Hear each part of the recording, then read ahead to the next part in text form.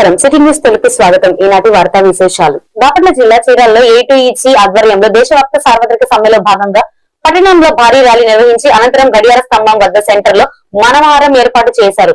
ఈ సందర్భంగా నాయకులు కొడేదాసు మాట్లాడుతూ కేంద్ర ప్రభుత్వం అమలులోకి తీసుకువచ్చిన లేబర్ చట్టాలను రద్దు చేయాలని, కాంట్రాక్ట్ కార్మికులను పర్మనెంట్ చేయాలని, మానవ పనికి సమాన వేతనం ఇవ్వాలని డిమాండ్ చేస్తామన్నారు.